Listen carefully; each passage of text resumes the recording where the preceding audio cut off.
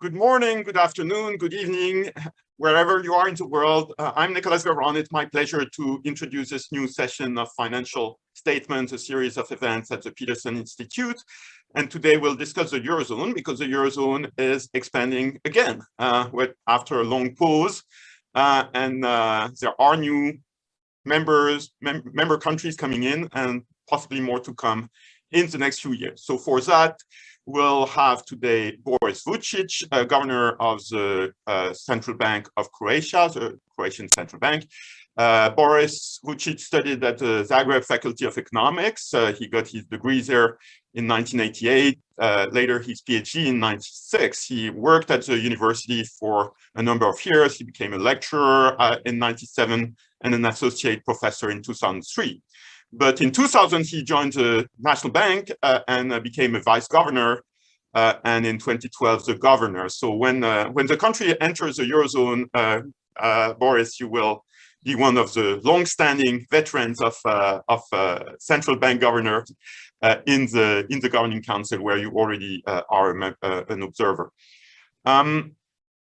Boris Vujčić has been involved in numerous policy initiatives not just in Croatia, of course, but also at the European level. He's been very instrumental in the Vienna initiative, in which he's still involved as one of the public sector participants. The Vienna initiative is something that was initiated during the great financial crisis to make sure that the flow of bank liquidity would continue in Central and Eastern Europe with sponsorship by both private sector and public sector institutions such as the European Bank for Reconstruction and Development. Boris Vujčić is also very involved in the governance of the International Monetary Fund and a number of other international and supranational initiatives. Júlia Király studied at the University of Economics in Budapest before the change of system. So she had there was a different category of degrees at the time. She had her doctorate, as it was called, in 1984, and then her PhD from the Hungarian Academy of Sciences in 1989. Similarly, before the change of regime, different organizations. So she was at the Central Statistical Office and then the National Planning Office during the 1980s, but things changed in 1989. From 1989 to 2007, Júlia Király was involved in a private firm called ECB, which was a kind of mutual consultancy of the Hungarian banks, many of which were newly created after the regime change, to bring them up to international level, particularly in terms of compliance with the Basel Accord and other international standards. Then in 2007, Júlia Király joined the Hungarian Central Bank, the MNB, as a deputy governor. She stayed there until 2013, and since 2013 has been involved with the International Business School in Budapest, where she's been one of the key faculty members, head of department, and now retired professor. She's been involved in numerous boards and initiatives. I'm not going to mention them all, but a lot of bank boards, also of public institutions in Hungary and academic institutions, including as a visiting professor at Corvinus University in Budapest for actually almost 2 decades between the 90s and the early 2010s. So with that, let's start with Boris. Over to you. Thank you very much, Nicolas. It's a pleasure to be with you this morning, afternoon, or evening, depending on where you are. Let me put my presentation. I'll have a few slides. Do you see them? Yes. You do? Excellent. So let me briefly, in 10 minutes, which I was given by Nicolas, lead you through the topic. Basically, Croatia, as some of you would know, was a latecomer into the EU. We are the last country that joined the European Union in July 2013. The rest joined in 2004, 2007, but we were also the first country that got in under the new negotiating framework as we entered into the EU during just after and during the Eurozone debt crisis, when the EU was going through a major overhaul of its financial architecture. So since then, our next step was to introduce the euro, and step which precedes entering into the eurozone is entry into the so-called exchange rate mechanism 2, which is a mechanism established in Europe as kind of a place where you have to spend 2 years in order to satisfy what we call nominal convergence criteria, which relate to the public finances, interest rates, exchange rate stability, and the price stability. And we're now in that process. Also, we were required to establish so-called close cooperation with the European Central Bank as a first country together with Bulgaria. And this is also a new thing. Prior to this entry into the ERM, countries were not required to enter into what is now known as the banking union, or the two pillars of the banking union that exist, and this is the single supervisory mechanism and single resolution mechanism. Also, there were, for the first time, some structural measures, so-called pre-entry commitments, which are country-specific, except for the anti-money laundering, which pertains to all the countries. Now, the project started basically in 2017, when we published our Euro strategy, saying that our aim is to join into the Eurozone. We did a public discussion within Croatia with all the stakeholders. But the key thing from 2017 on was a firm commitment towards the reduction of the internal and external macroeconomic balances as a kind of prerequisite for entering into the Eurozone. So you can see that if you look, for example, at the public debt to GDP ratio, which you see on the right-hand scale, basically since 2015, Croatia was reducing the public debt to GDP and has been basically running prior to the pandemics for 3 years in a row, headline budget surplus. Then the pandemic, of course, struck, so it was a setback, but now we're again back on the trajectory of reducing the public debt to GDP, and under all our forecasts and anybody else's forecasts, we are about to continue to reduce the public debt to GDP before and after the entry into the Eurozone. Also, Croatia has been running, let's say, twin surpluses, because it has been consistently also running the current account surplus, and therefore also reducing its net external debt, which stood at 85% of GDP, you see, in 2014, and has been on a downward path since then, with again a slight setback in 2020, but continued to be reduced in this year and the forthcoming years. Now, as I said, we in 2020 entered the ERM, but in July 2019 we officially basically applied for entering into the exchange rate mechanism with the aim of entering into the Eurozone.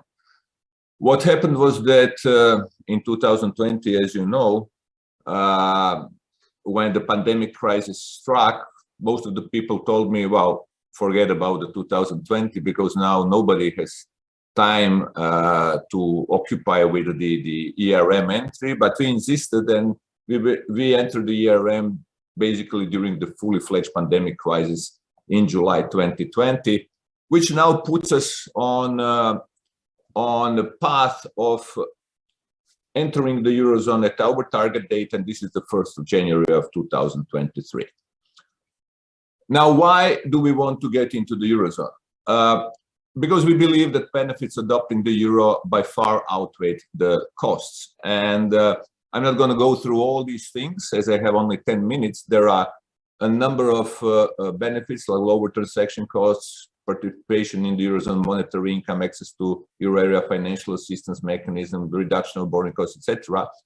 In the short term, we believe that they outweigh the costs, but particularly in the long term, because most of the costs are basically short-term costs, and the benefits are all long-term benefits. Costs like risk of a one-off price increase during the conversion, changeover costs, transfer of funds to the European Central Bank or the European Stability Mechanism. These are all things which will happen within 1 year and never again, while all the benefits will stay with us for a longer period of time. Now, for Croatia in particular, benefits outweigh the cost because of the three specific characteristics of the Croatian economy. First, I would say its size. Croatia is the smallest European Union country which has not yet introduced the euro. Here you have the member states by population and the currency. So you can see that all small countries, except for Denmark, which has a derogation, have already introduced the eurozone, the euro, except for Croatia. And then there are 5 other countries which are somewhat larger, including Hungary, which Julia will discuss later, which have not yet introduced the euro. Smaller you are, less possibility of running an independent monetary policy you have. So it's no surprise, I would say, that small countries were all introducing the euro so far. Second thing, of course, is, and this is not really so much Croatian specifics, is the trade and financial integration with the euro area. You can see that approximately 60% of the Croatian trade is with the eurozone. And if you look at the financial system, you can see on the right-hand side that 75% of the financial assets in Croatia are now controlled by the banks that come from the eurozone. So Central and East Europe has already integrated into the banking market in the EU more than the West Europe itself, because of the high level of penetration of the West European banks in the relatively early phase of the transition into the Central and East Europe. So the integration, both the real and financial integration, is already there. And third, importantly, Croatia, and this is where Croatia differs from other countries, and this is why I usually say that Croatia is the country that will benefit most from introduction of the euro, more than other countries, because it is already highly euroized. Here you can see on the left-hand side the currency structure of domestic sector total debt. So this is a household, corporate, and government, all three sectors. And you can see that there's more exposure to the euro denominated or euro linked debt, which is 70% of all debt, than the debt in the domestic currency, which is only 30%. If you look at it as a share of the GDP, you can see that Croatia's exposure to the foreign currency, again, more than 90% euro linked debt, is 140% of the GDP. The reason why that is so is because Croatia has been traditionally highly euroized since the time of the independence, since 1991, except that at that time it was Deutschmarkized. Basically, people were saving in the Deutschmarks because of the 80s, when the macroeconomic situation was very unstable. You had periods of high inflation, hyperinflation, frequent devaluations. So people got used to save in a foreign currency, at that time Deutschmark, which then turned into a euro. So at the moment, share of foreign currency deposits in total time and savings deposits in Croatia is 85%.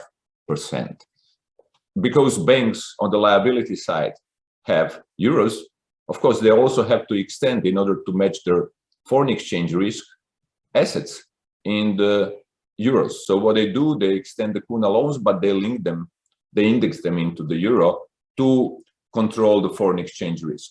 Therefore, the independent monetary policy, which is considered the biggest loss of entering into the eurozone, in Croatia does not really exist, for two reasons. One, that the real exchange rate channel is something that cannot be used.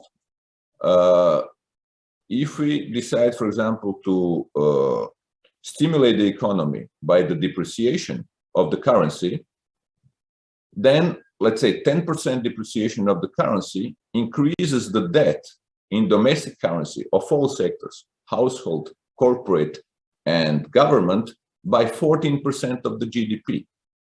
If the debt increased by 14% of the GDP, except for those that have a natural hedge, which is a very small part of the economy, then the depreciation actually results in a recession, because C declines, I declines, so households have less money to spend, corporates have less money to invest, and the government either has to increase the taxes all over the public spending. X minus M, current account balance, cannot compensate for the fall in the C plus I plus G, and therefore depreciation leads to the recession. Therefore, you cannot use the real exchange rate channel to stimulate the economy, and this is why Croatian National Bank has decided to keep the exchange rate not fixed, but very stable towards the euro. On the other hand, the real interest rate channel also does not operate. Imagine that now Croatian Central Bank decides that it will react to the higher inflation rate by increasing the interest rate.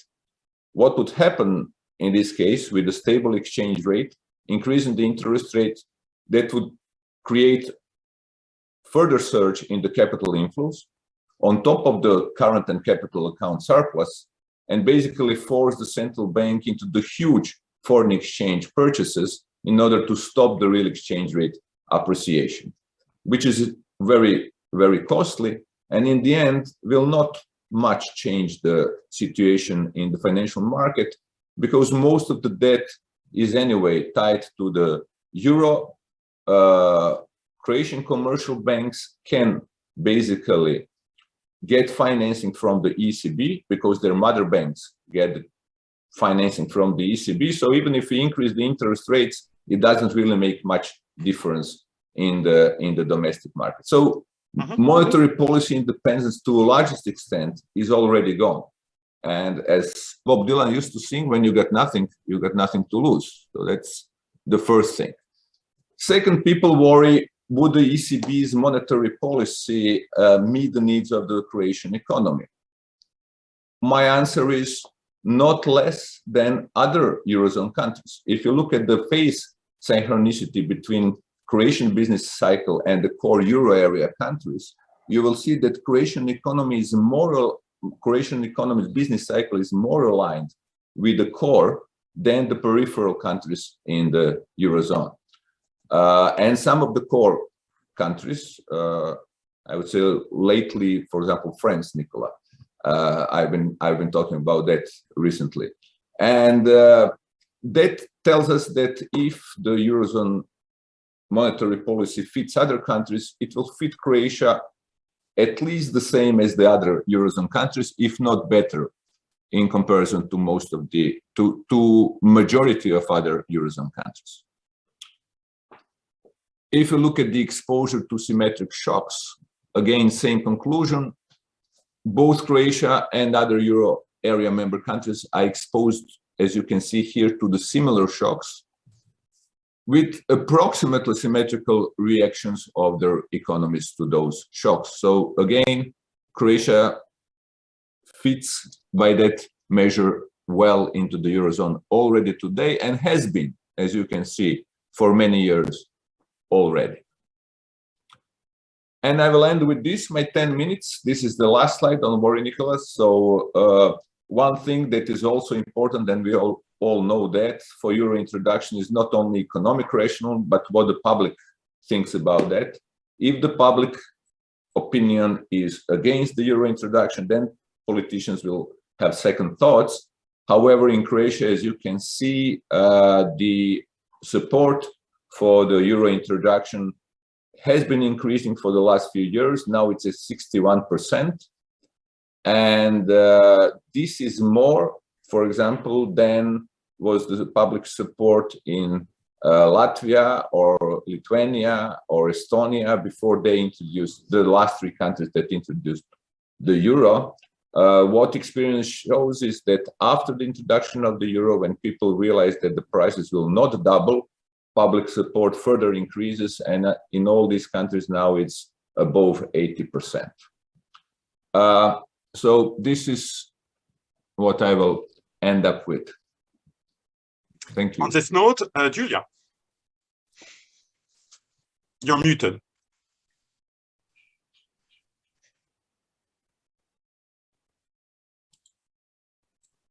Thank you very much, Boris. Thank you very much, Nicola, for the invitation. Welcome, everybody, this nice afternoon, evening, or morning. I would like to start where Boris ended. Hungarian people are pro-European and pro-Euro. So if it would be an emotional vote or a political vote from the people, I think Hungary would have accessed the Eurozone already long ago. As a matter of fact, since we entered the European Union much earlier than Croatia did, still in 2004 during the first enlargement, we have to join the Eurozone. We have no opt-out possibility. And surprise, surprise, those countries who entered 2004, 3 from the Visegrad countries, Poland, Czechia, and Hungary, are still out of the Eurozone for different historical reasons.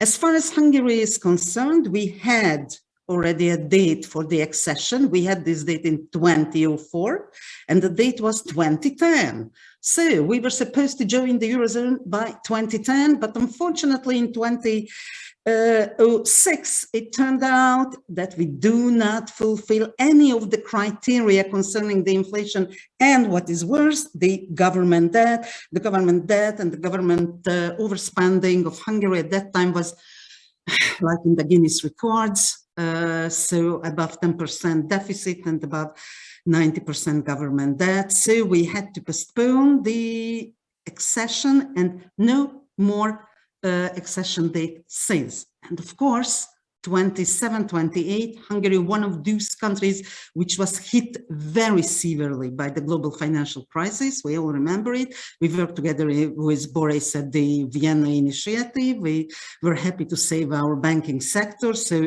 nobody was speaking about accession of the euro, though we had already ready-made the technical scenario for the accession. So at any time the politicians or the people decide to join the Eurozone, we have at least all the technical details how we can do it. We do not fear from the one-off inflation. It's, I think, not a problem for Hungary. Unfortunately, nowadays we have 2 main obstacles. One is the political will. The Hungarian government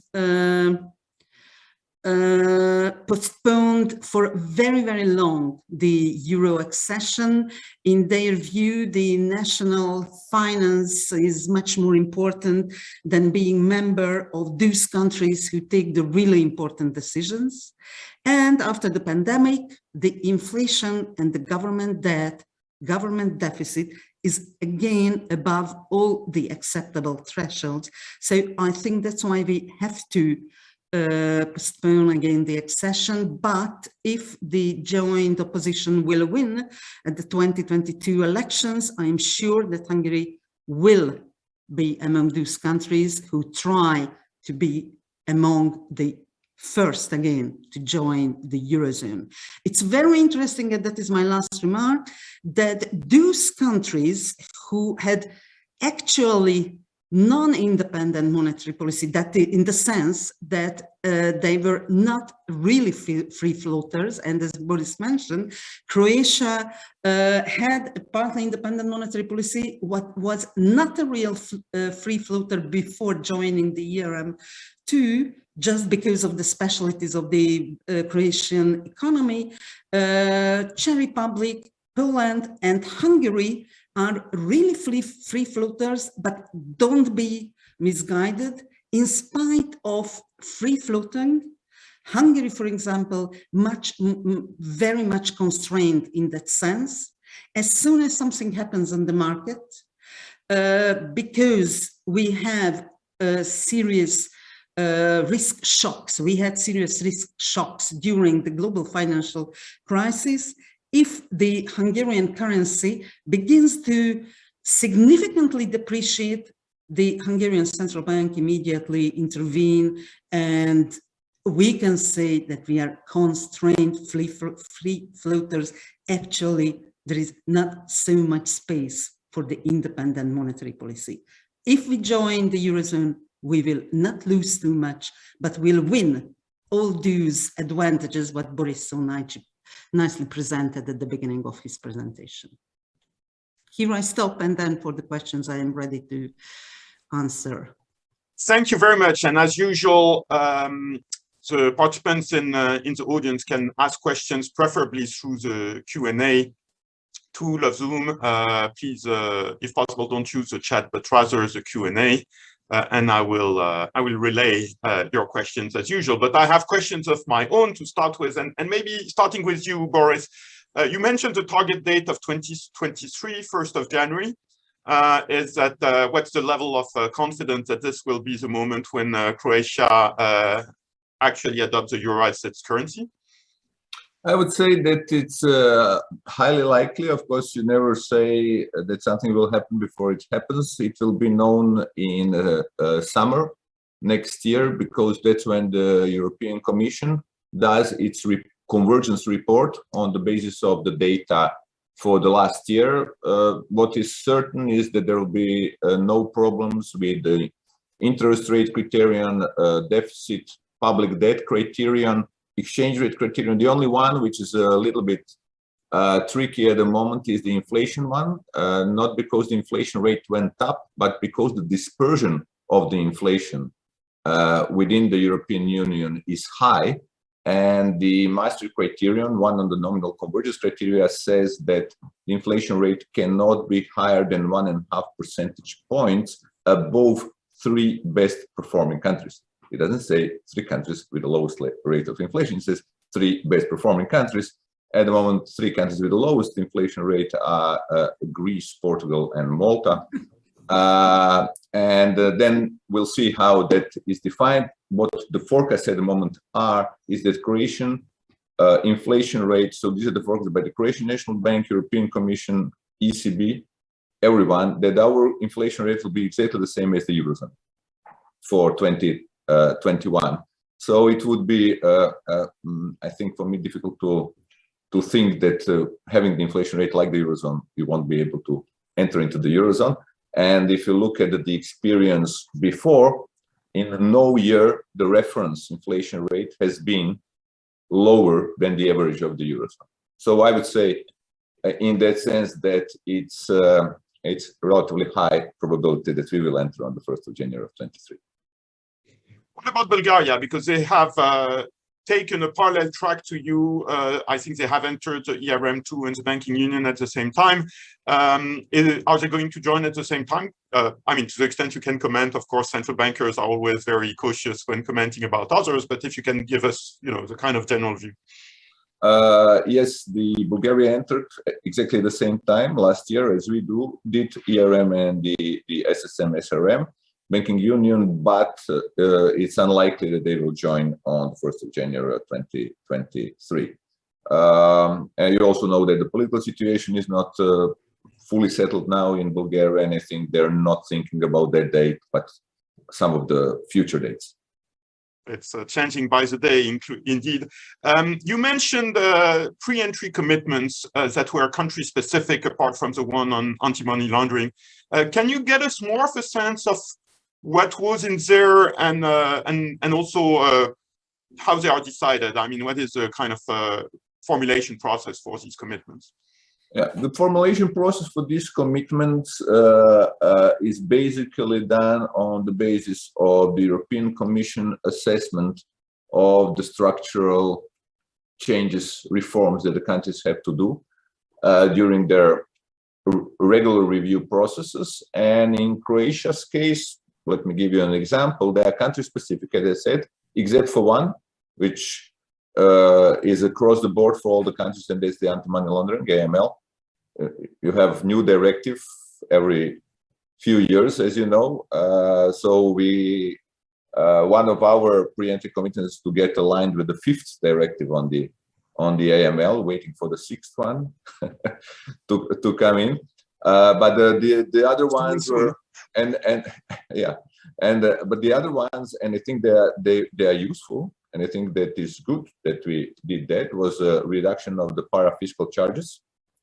Parafiscal charges are all kinds of fees that the companies have to pay, which are not direct taxes, like the fee for preservation of the forests, of the art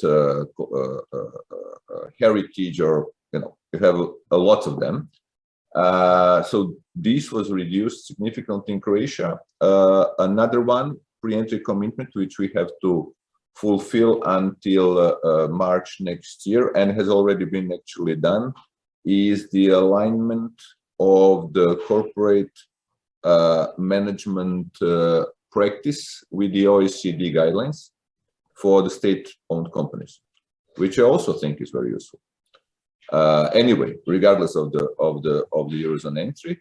And the fourth one was, in Croatia's case, let me not get into the detail here, but a kind of a reform in the justice system to speed up the insolvency processes. Now, there are details about that, but this might be too long to explain what. And what about fiscal management? There's a question from Greg Smith about, is Croatia willing to have constraints on its fiscal spending and funding deficits and all that? Is that controversial, or is that considered completely normal at this point? No, it's not at all controversial here. As I have shown, Croatia has been running a fiscal surplus 3 years prior to the pandemics. And this is completely accepted in Croatia, even without the eurozone entry. Basically the budget should be balanced. That's the current public and I would say view of this government, but also widely accepted in the public. So Croatia does not see entry into the eurozone as any kind of a burden in terms of the fiscal responsibility. Some question from Randy Henning about the ESM. When exactly would Croatia have to sign the ESM treaty, or is it already done? Signature, ratification, payment, can you give us a sense of whether there is any question about that, or it's completely unproblematic? It's unproblematic. I believe that Klaus will come to Croatia sometime next year to explain to the parliament exactly the procedure. But we have already communicated that, and this will come only after the decision of the Council on the Croatia's entry into the Eurozone, which, if it happens, will happen most probably in July next year. So after that. So the Council, which is the member states, will decide in July, presumably with advice from the ECB, right? Has the ECB given any signals? It's on the basis of the European Commission convergence report. So it's the Commission that does the assessment of the nominal convergence criteria. The ECB has a say on formally ECB has a say on the exchange rate.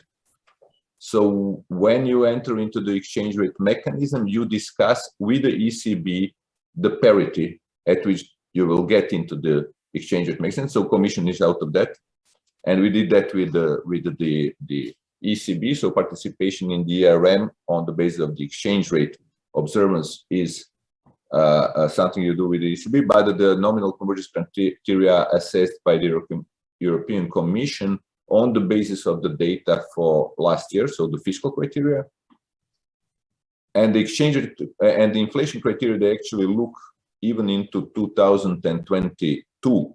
I think they will look until March before they produce the report that goes then to the Council. So Júlia, of course, we're talking hypothetical about Hungary, but let's play a little bit with the scenarios. And then after that, I'll open up to a discussion of also other European countries beyond Croatia and Hungary, because I think that's of interest to the audience to see, in a way, the bandwagon effects, expanding on some of the slides that Boris presented. But let's assume there is a change of government in Hungary in the spring. as you said, the language of the opposition is that they would go for eurozone adoption. What would be the obstacles in your view, assuming they have a political mandate? Could the Constitutional Court, for example, object? How does that work in terms of the broader state infrastructure? Is the National Bank going to object because it's independent? So how is that going to play up? Thank you for the question, Nicolas. So it would be not an easy process, especially because actually in the constitution of Hungary is written that the currency of Hungary is forint. So sooner or later, we should change the basic law, the constitution of the country, but it is on the agenda of the unified opposition. And since I am not a lawyer, I would not spend too much time to it. I do not think that it's an unsolvable problem. I hope that during the process, we should anyhow go until joining, until accession of the ERM2, these questions, these legal questions will be solved.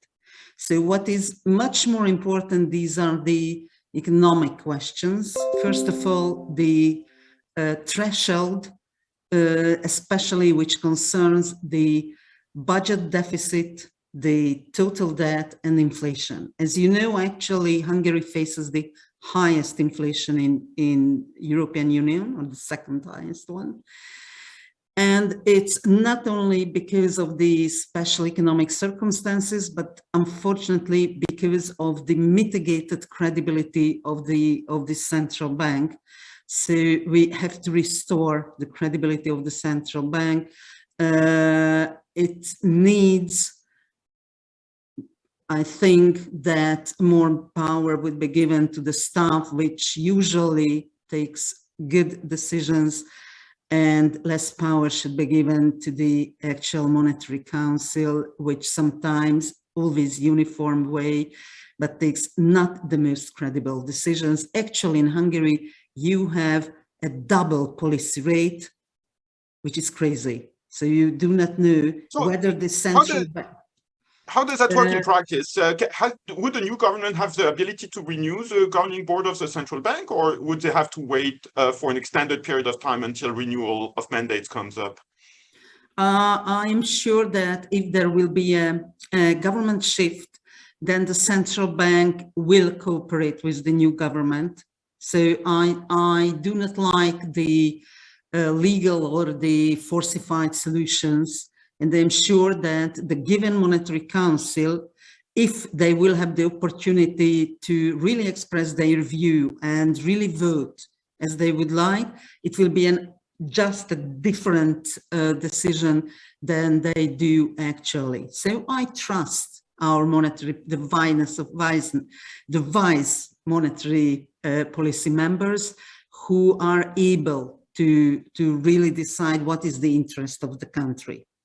That's why I am not so much afraid about the resistance of the central bank, and I'm not sure that there will be any intervention in the independence of the central bank, which is really a treasury for the country, since several times it was attacked by different governments. So I think it's our #1 priority to keep the independence of the central bank, but to convince the Monetary Policy Council, the Monetary Policy Council members, what is the real interest of the country, and I'm sure that they will understand it. So if there will be a government shift, we can put back the country on a sustainable growth path, in the sense that budget should be kept in equilibrium. It cannot be done in one day. Of course, we cooperate with the European Commission about the new rules, new fiscal rules. We will obey to them. So I do not expect that in 1 year time we will join the ERM2, but I am convinced that in a reasonable time frame, we can do our best, not to be hampered from joining the eurozone. I think the other very important economic question is the real convergence, and that's what Boris mentioned as well. Real convergence is very important from Hungarian point of view, not because of the business cycles, because it's well harmonized, just as Boris showed to us, but because of the competitiveness, that is real wage rate, and the growth rate of productivity should be in line. Because if you lose it, then after the accession, you may lose your competitiveness. I think that is the most important question for Hungary. So there's a question from Greg Smith in the Q&A about joining at times of high inflation, or at least higher inflation, supply chain issues, high energy prices, volatility in macro indicators like GDP, interest rates, fiscal deficit, etc. Maybe to you, Boris, because as we just heard, it's a more immediate concern. How does it feel to join in a time of turbulence, and are there any specifically associated risk because we're in such an unusual period in macro terms? Well, I would say that the eurozone entry, the main probably advantage, which was not on my slides, but now that you ask, is being there during the times of the crisis. It's much more warmer for small countries inside than being outside. You already have that because you're in the ERM too, right? So basically you're already under the umbrella. You're absolutely right, Nicolas. You're absolutely right. We already reaped the benefits of our path towards the eurozone last year in spring. Before entering into the ERM, we, for example, got the swap arrangement with the ECB. Only Croatia and Bulgaria got it because proximity to the ERM. And that in the times of the crisis. Hungary didn't get the swap that you got, for example. No, they got the repo. But for repo, you have to post the collateral in foreign exchange, which is very different. You don't exchange foreign for the euros. Actually, you do, but you have to post the collateral, and therefore you reduce your net foreign exchange position anyway. So swap is much more effective in that sense. I can, for example. Essentially, you got the protection from being part of the eurozone throughout the COVID-19 period, right? Yeah, in the foreign exchange market, definitely. The moment that the swap arrangement was announced on Bloomberg, the Croatian kuna exchange rate started to appreciate and continued after that, because everybody was aware that there is this standing facility by the ECB. So again, being there during the crisis is probably the largest benefit, much more important than in the regular times. And Julia, can you give us a sense of the flip side? I mean, how much did it cost Hungary not to have access to the swap arrangement? Did it make a difference at all? This time not. During the last global financial crisis, yes. So this time it would mean really a kind of backup, as Boris mentioned, because the liquidity crisis was not so deep. So do not forget that the pandemic was especially not a financial, not a liquidity crisis in the first, except of the first 2 months, which were, we already forget it, but 2020, March and April were quite turbulent times on the financial markets. But after it, it was much more a real crisis and not a liquidity crisis. So, of course, it did not help Hungary that were out of the umbrella, but was not hurted so significantly as during the financial crisis. So I want to open it up to other countries beyond Croatia, Hungary, and also Bulgaria, which we discussed a little bit. So I will expand a bit the geographical scope, if you will, starting with the Czech Republic, because in a way there just was or is a change of political majority in the Czech Republic. But my impression is that the Euro accession is not very high on the agenda of the new government.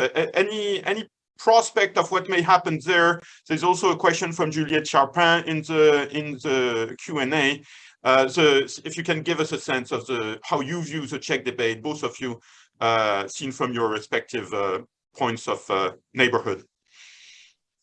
Oh, okay, I think Boris can amend my answer. So I would say that I would stress what are the differences between Poland, Czech Republic, and Hungary. Poland is a big closed economy. Poland is the only economy in Europe which had no recession during the global financial crisis. So it's easy to be an independent Polish monetary policy maker. And if you look at the IMF studies about the independence of monetary policy in these countries, you will find that Poland is a real free floater, and his monetary policy is really independent. As far as the Czech Republic is concerned, much more closer to Hungary, as it is open, very much open, small economy in the middle of Europe. That's why Hungary is convinced that it should join the eurozone. The big difference between the Czech and the Hungarian monetary policy is that Czech could build a high credibility. So do not forget that this month, the Czech central bank increased the base rate by 125 basis points, which is incredible. And they were not in the highlights of the newspapers. If Hungary did the same, we would be immediately on the first page of the Financial Times that there is some crisis situation in Hungary. So that's the difference when you have a credible independent central bank and then not so much credible independent central bank. That's the only way I can explain the difference between the two countries. Boris? I can say less than Júlia, given my position about that, but let me try to be, I would say, yes, I agree with Júlia on what she said, and it's also, as you know, a political question. And in Czech Republic, I would say there is still a very alive spirit of Václav Klaus among many strains of the policy-making public, etc., and it dominates still. So I don't see Czech Republic at the moment, given the opinion polls and what I know, to step towards the eurozone. Although even Czech Republic would profit from doing that, no doubt about it. It's just that it will profit less than Croatia, it will profit less than Hungary, but it would profit. Given so it will depend, in my view, on the political circumstances. Stronger the spirit of Václav in the Croatian is still, you know, later will Czech Republic join. And, for those less familiar, this is the spirit of Václav Klaus, who was he president or prime minister or both? And in the Prague Castle. That's what Boris just said.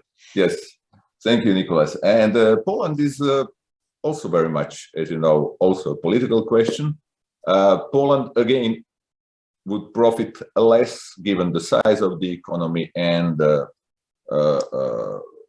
cycle where Poland is at the moment. But I think I can also imagine that the political stance towards the euro adoption changes in Poland, and at some point we have Poland also joining the Romania.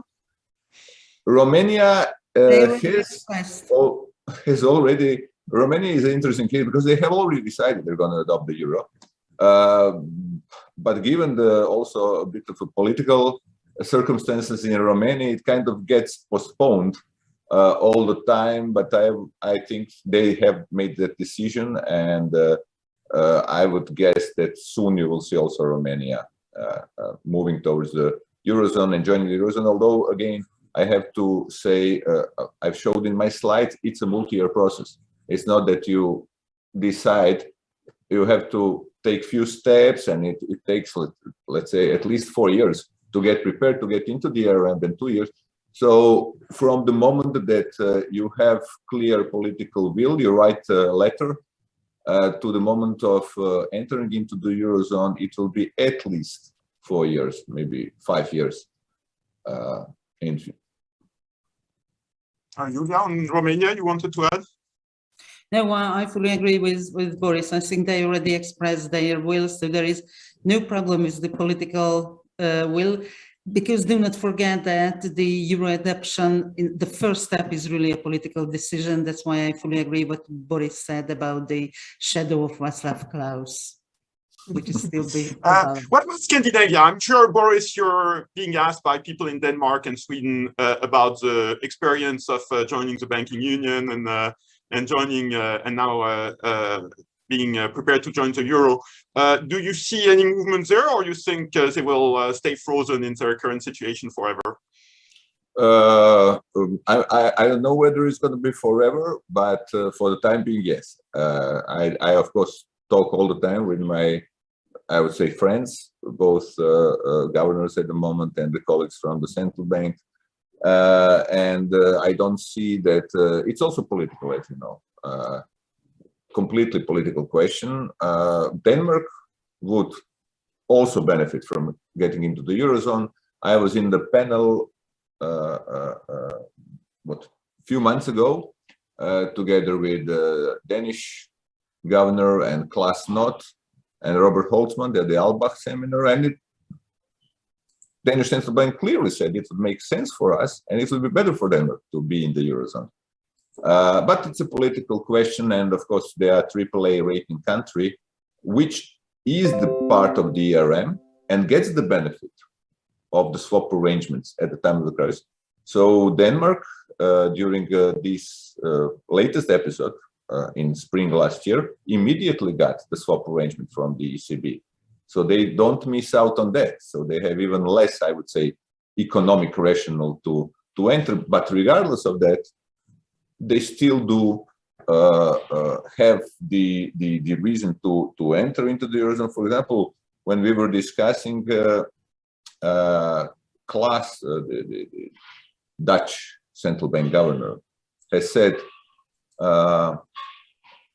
people say that our exposure in target 2, I don't know if I have to go into the details to explain what it is now, because we're only 7 minutes before the end. I don't think I will be able by the end of the seminar to explain what the exposure in target 2 is, but it's basically exposure to the large value settlement system in Europe, where some countries have a positive balance, some countries have a negative balance. But what the Denmark is doing, they have to buy all this foreign exchange, which comes into the Denmark, or go negative with the interest rates to defend themselves, which is in the end more expensive than the exposure in the target 2, which is at 0 interest rate.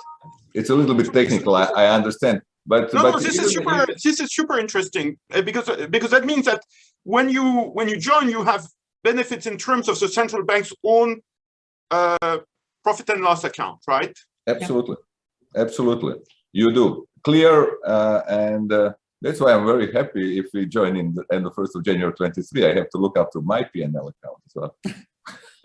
So can you explain how that makes a difference? How does, for example, if you compare with, I don't know, Hungary, how does joining the euro really help your business model? Well, as a central bank, right? let me tell you what we do now. We have, as I explained, we have a large current account, we have a large current and capital account surplus. So because of that, we have a continuous appreciation pressures, except spring last year because of the problems then in the market. But we have a continuous, I would say now already long-term appreciation pressures, and we have to buy a lot of foreign exchange. Basically, what the central bank like Croatia does, we also do QE, but we don't buy government bonds. We buy foreign exchange, and we produce the same amount for 7-8 years. We have been producing the same amount of structural liquidity surplus as the ECB as the percentage of GDP, but by buying foreign exchange rather than the government bonds. This, for the P&L of the central bank, is very expensive because the rates are negative. So whenever we buy foreign exchange, we have to place much of it at a negative interest rate, which is a direct cost to our P&L account. Once we get into the eurozone, that's gone. That's and really, and the money within the money within the target 2 is at 0, not at the negative. Yeah. So we have a clear direct economic benefit from entering. This was not on the slides, but that's another direct economic benefit. That is Not joining the Eurozone. That even in the payment system, that everybody considers it as a technical issue. It's a very important issue. Yeah, you become member of the target, and it's quite different as being managing your own. I guess the fact that the central bank is making a profit or a loss is a technical issue, but experience suggests it's not only a technical issue, right? Yep. Could not be. Yeah. There's a question. We're close to the end, but the last question for you, Boris.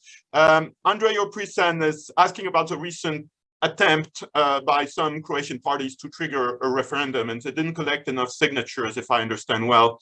So, so can you give us a little bit of a sense of that debate and what that kind of says about Croatian public opinion in terms of the euro? Well, it was a small right-wing party, which basically there was not much of the economic argument. It was more like preserve the national currency, and that's on the national currency there is an animal. So the campaign for collecting the signatures was preserve the kuna, which is the animal. It's like animal lovers. So I guess some people were really thinking it's like preservation of kuna as an animal rather than the currency when they signed up to it. But there was not enough of the signatures. They have not collected enough, which shows also that the level of support for such an initiative is low in Croatia. And more interestingly, I would say, when we ask people there is, when we look at the structure of the support, there is like a 19%, let's say 20% of the hard no, don't introduce euro. The others are not against the introduction of the euro, but are actually afraid that the prices will increase sharply, which is a story that comes from many other countries. And then, for example, if you're a pensioner and you think that the prices will double, as some people say on the TV, then you think if my pension remains the same and the prices double, that's not good. So the main campaign really explaining to the people is no, the prices will not double once we enter into the eurozone. So don't worry. And if you explain that, and if people see that, then 80% is actually for the introduction of the euro. The real only main worry is the increase in the prices. When we ask in the polls whether it's the kind of a sovereignty issue, losing the national currency, only 1.2% of people say yes. So only 1.2 say it's the sovereignty issue. We want to keep the national currency. Others have different reasons. We hope that the kuna as an animal will be duly preserved, even when it disappears from the name of the currency. But Boris, before you depart, and Julia, to conclude, one kind of broader question about all this. I mean, we had Brexit, which, of course, the UK was the main non-Eurozone country in the European Union, and now they no longer are there. Now, some countries like Croatia and Bulgaria are adopting the euro. How do you see that changing the dynamics of EU policy decisions and discussions, in the sense of, you know, the space between the eurozone and the entire EU is getting smaller and smaller? So the differential between the eurozone and the EU 27 is getting smaller. And what kind of general consequences do you see that having in future policy decisions, especially in the economic and financial space? Maybe Boris first and then Julia. Yeah. Well, this is a very good point, I think, Nicolas. This is something which I've been telling people here in Croatia. I participated in the negotiations and in meetings at the ECOFIN, for example, from 2013, when there was an issue which was viewed differently by the Eurozone members and non-Eurozone members.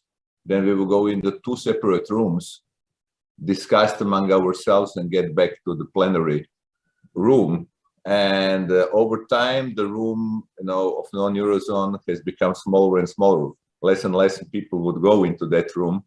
And then the UK left the big part of the room in terms of the waiting. And I mean, clearly, you know, the balance in the discussions has been tilted the way of the eurozone stands, and will continue to be so. That's simply the matter of the mathematics and the weight. I know you have to leave us promptly at the hour. Thank you I again so can much. stay with you until the Okay, we're not going to end very late anyway, but Júlia also on this question, and any concluding thoughts? Yeah, it's very shortly. So while during the global financial crisis, it was together with the Euro crisis, which made at crossroad the European policies and what kind of path the European Union should follow. And I think that the pandemic crisis proved that the European Union and the Eurozone is able to change its former view. It's able to be flexible in spite of the very difficult decision-making process. So it's a democratic union, and since more and more countries join the Eurozone, I hope that there will be no two-speed model within the European Union. We will be one really single Europe. So that is our hope. On this optimistic note, or hopeful at least, I want to thank very warmly our two panelists, Boris Vujčić and Júlia Király. I will also encourage you to join us again on December 8th. We'll have a discussion of the lessons we've learned from the pandemic episode on credit risk, and no tsunami of insolvencies as was predicted at some point, but also debates about non-performing loans, zombification, etc. With Shebnem Kalemli-Ozcan of the University of Maryland and Ati Shes of Moody's. Meanwhile, I wish everybody in the audience a very good rest of their day. And again, many, many thanks to Boris and Júlia. Thank you, Nicolas. Thank you very much. Bye to everyone. Bye. Bye. Bye.